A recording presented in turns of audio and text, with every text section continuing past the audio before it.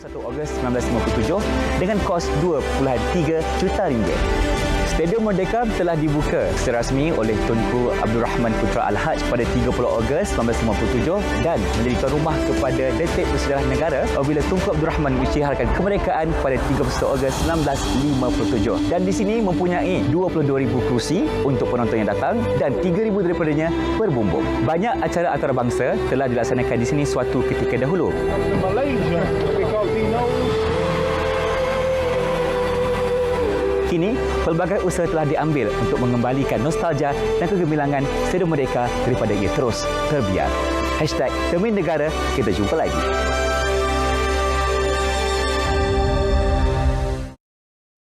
Statistik kanak-kanak Malaysia merupakan antara indikator yang digunakan dalam mengukur kualiti hidup dan kesejahteraan kanak-kanak mengikut konsep dan garis panduan yang disyorkan oleh United Nations Children's Fund (UNICEF). Sebanyak 32.2 juta mencatatkan jumlah penduduk di Malaysia pada tahun 2021 dan jumlah kanak-kanak yang dicatatkan sebanyak 9.13 juta. Ini memberikan pecahan bagi lelaki sebanyak 4.71 juta dan perempuan 4.42 juta.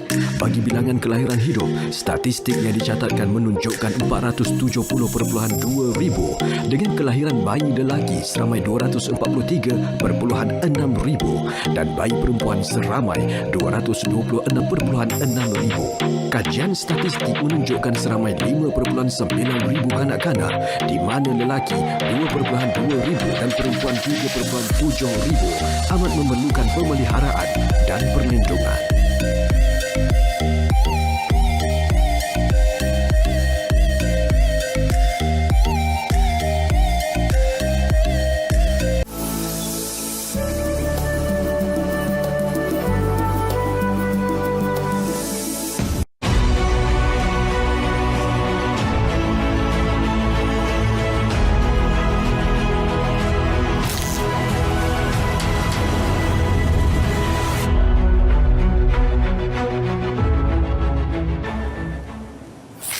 Assalamualaikum. Salam Malaysia Madani. I'm Otto Othman and this is Biz Malaysia, your weekday business fix on Berita RTM, TV1 plus Facebook Live and YouTube.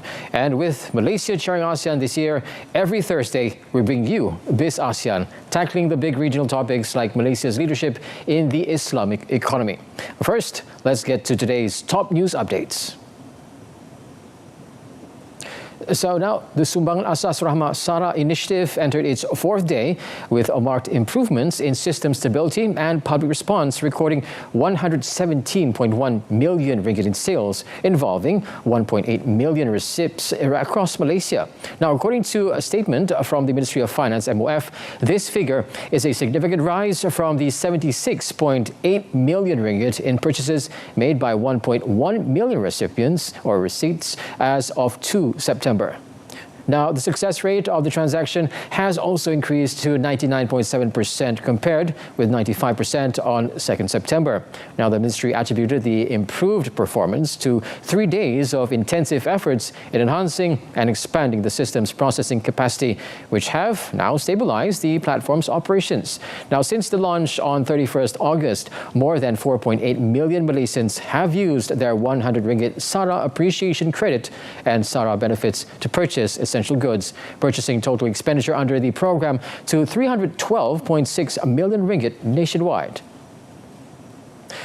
Now, with regards to SCA Unifil or SANFil, Europe's largest listed electronics manufacturer has invested 15.8 million ringgit to expand its SRX Global Malaysia Sdn Bhd facility in Johor Bahru.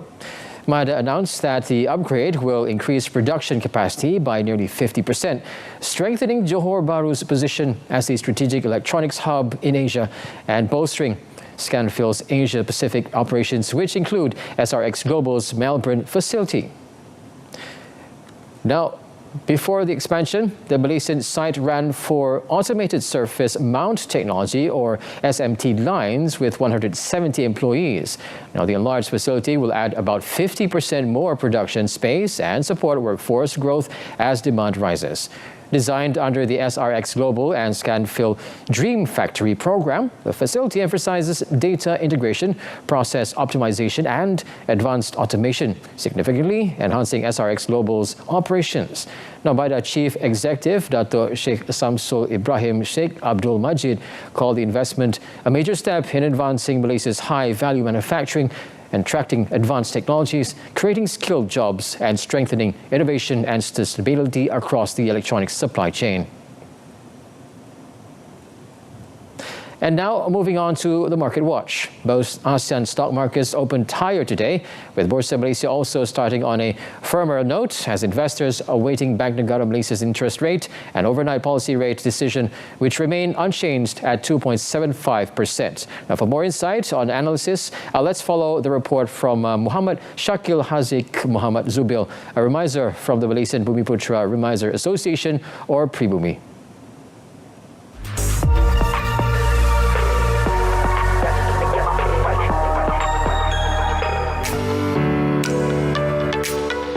Most Asian market opened higher today. The FMKSI Malaysian opened slightly higher at 1579.92, up 1.40 points or 0.09%. The GCI Indonesia opened slightly lower at 7876, down 10 points or 0.14%. The SCI Singapore opened slightly higher at 4296, up 6 points or 0.14%. The Philippines opened slightly higher at 6110, up 27 points or 0.46%. The Vietnam opened slightly higher at 1686, up 5 points or 0.31%. Wall Street's sentiment has shifted again, with trader almost fully pricing in the September Federal Reserve rate cut. We can see after a week, labor data showed job opening at a 10-month low. Bond rallied, the dollar slipped, and the big tech helped US equities stabilize after a recent sell-off. For Asian, this dovish Fed pivot is important. A softer US dollar and a lower treasury yields usually support regional currency and attract equity inflow into the market like Malaysia, Indonesia, and Singapore. Export-oriented sectors, especially electronics and commodities, could benefit from a weaker dollar environment. However, investors should also stay cautious. Global volatility around tariff and tech valuation may spill over, adding short-term pressure. The bigger picture remains that Asia stands to gain from more accommodative US monetary policy, even as external risks linger.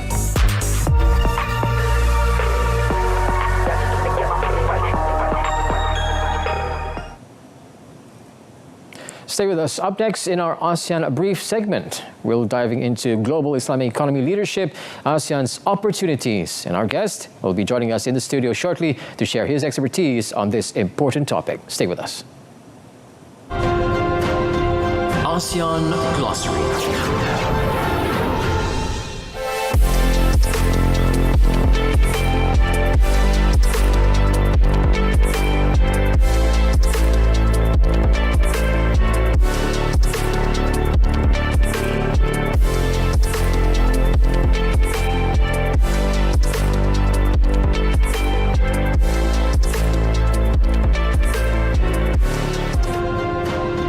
ASEAN Glossary.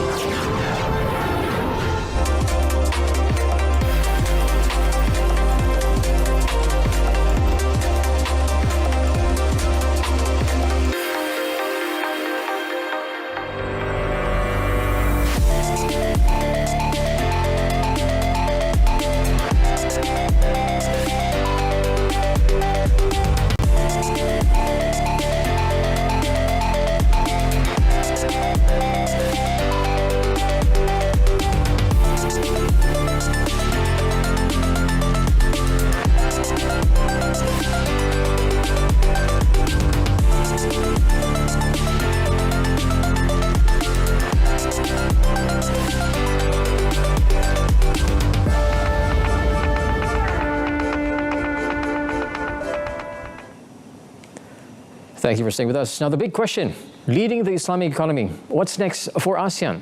Malaysia has once again been recognized as the global leader in Islamic economy, and with ASEAN's growing market of over 600 million people, the potential is massive.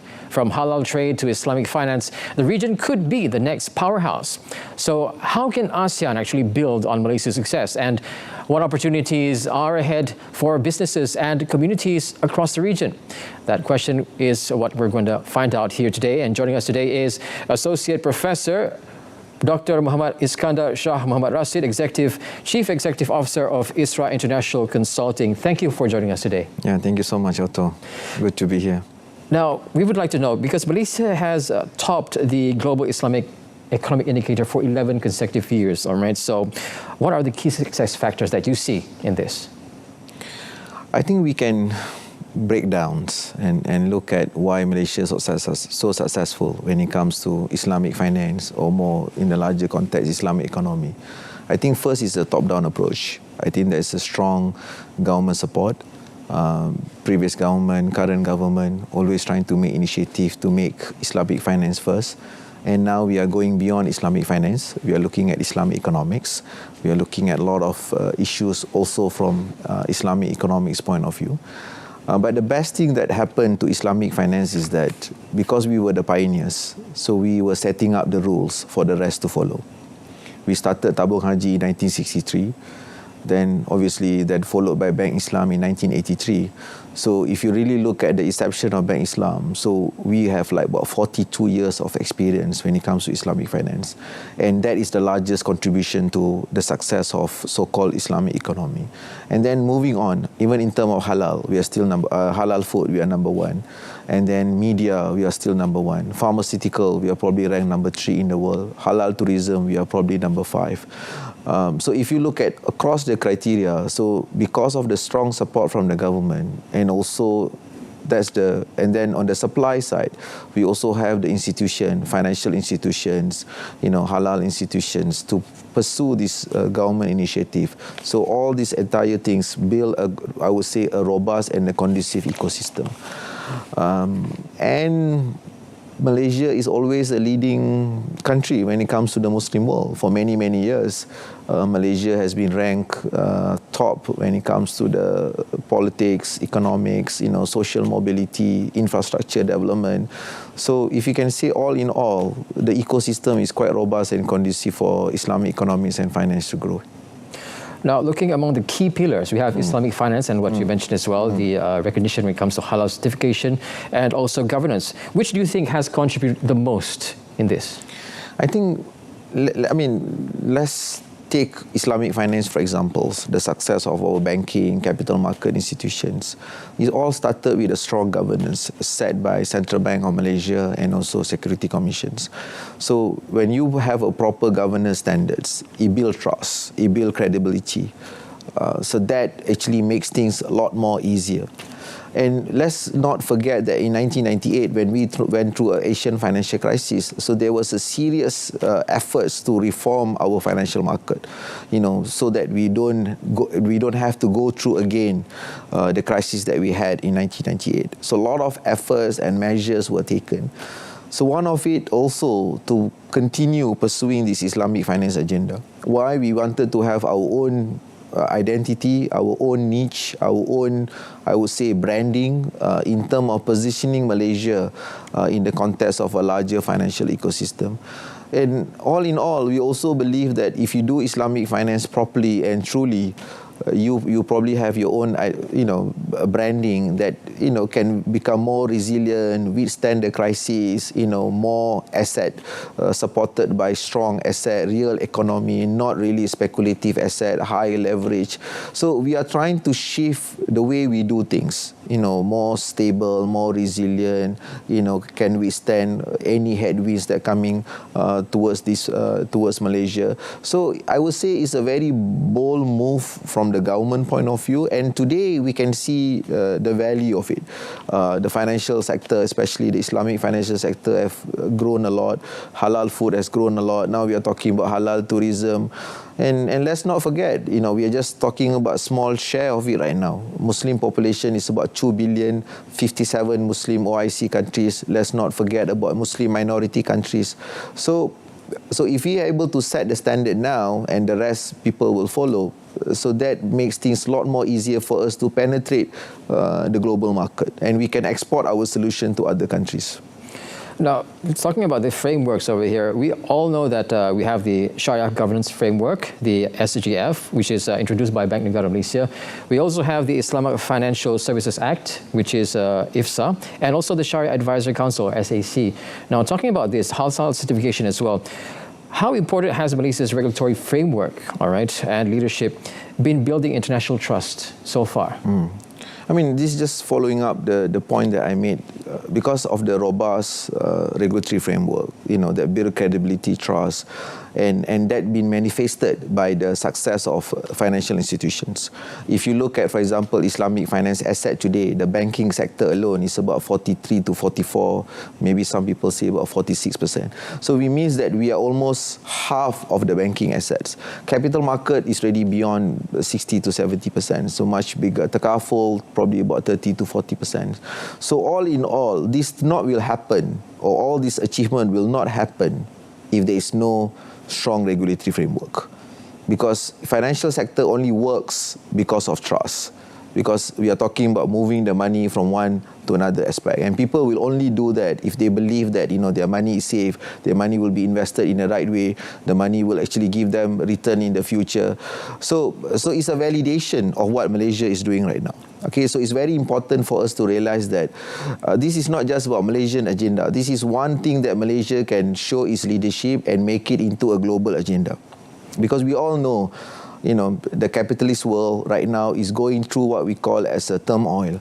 There are a lot of crises, high leverage, high inequality. You can see that people are struggling with low wages. Of course, in Malaysia, we're also going through the same thing as well. But having an alternative system or a different way of doing things at least provide some kind of hope and say that, maybe in the future, things would be much, much more different. So perhaps we are not the leader in science and technology, but when it comes to financial system, and especially in Islamic finance and halal and everything, this is, I think, one area that actually can put Malaysia in the global map. Now, Malaysia is not the only one who has its own framework. I do believe that Indonesia has its own framework, Brunei as well, Philippines as well has its own halal certification as well. So my next question is, as the chair of ASEAN this year, how can Malaysia actually translate its global leadership into driving a more integrated ASEAN Islamic economic framework? This ASEAN is just an amazing thing, because we all know that ASEAN going to be the fourth largest economy bloc, and because of the potential, and you look at the upside of ASEAN, you just mentioned just now 600 million people. So we acknowledge the fact that each and every country might have its own framework. We celebrate diversity, but what is really important is that we have to accept the fact that there are a lot of common principles within this diversity, something that we all can agree on the economic value, on the benefit of trade, on the benefit of convergence in terms of a certain standard, benefit of close validations. So it's very hard for us as an ASEAN to say, okay, this is actually Malaysian solution, because Malaysia is quite small. But if you have an ASEAN voice at the global context, then it's a larger voice. In fact, European countries, if you look at them now, they're no longer talking about Netherlands or Spain. They're talking as a bloc, because it gives power to them. Even Italy is no longer talking as a standalone. They're talking as a bloc. So we have America as one of the largest economy in the world, and then we got China, then we have European Union, and now we are talking about ASEAN. So people are taking ASEAN very seriously for many reasons. Young population, a lot of infrastructure need to be invested, integration going to take place.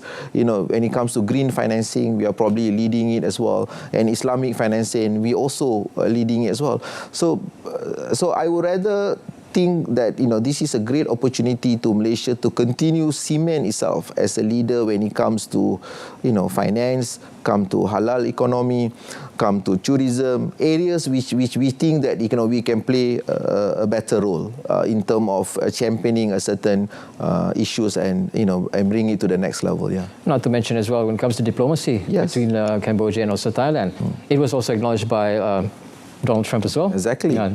And we're going to host our big summit next month. And so it's another opportunity to showcase who actually we are by looking at all the positive things that are happening within our nation. Yeah.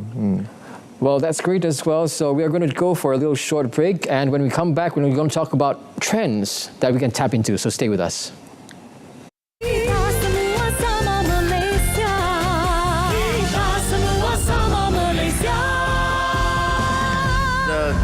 program-program pelaksanaan ekonominya, sosialnya, pendidikannya, kesehatannya, kita harus terus kerja sebagai pasukan, jaga perpaduan, tingkatkan semangat, selamatkan negara kita, jaga supaya negara ini terpelihara daripada segala usaha-usaha di luar, kerana ramai yang cemburu dalam negara dan luar negara, ramai yang cemburu, percayalah saudara, ramai yang cemburu dengan Malaysia, keamanan kita, kejayaan kita, kemakmuran kita, pertahankanlah dengan segala tenaga kita. Malaysia, kita semua sama Malaysia.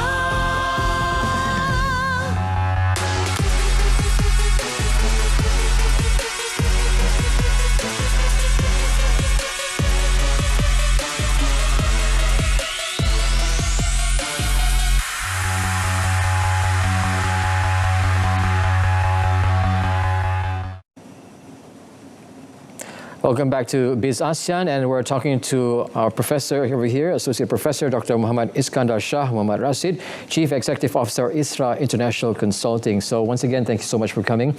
Now, moving on, with the rising global market for halal products and also Islamic finance, where do you see the biggest opportunities for ASEAN actually when it comes to collaboration? I think, like you have mentioned just now, I mean, Islamic finance or halal give us an identity, give us a negotiation power, all right? A concept that we can bring it to the global level. A lot of people, when we talk about halal, right, we must understand that when we talk about halal, automatically it means that there's a certain value into it, the purity, the concepts, So this is something that people are looking for, A lot of people saying, oh, okay, the Muslim countries are the potential. It's not exactly true. I think there are a lot of increase in Muslim population in Europe as well, increase in population in America, increase in population in China, and they are looking for halal solutions and halal products. Even now, with young generation is traveling a lot. You can see the young people going to Japan, going to Korea, going to Western world. So tourism is actually becoming a lot more easier.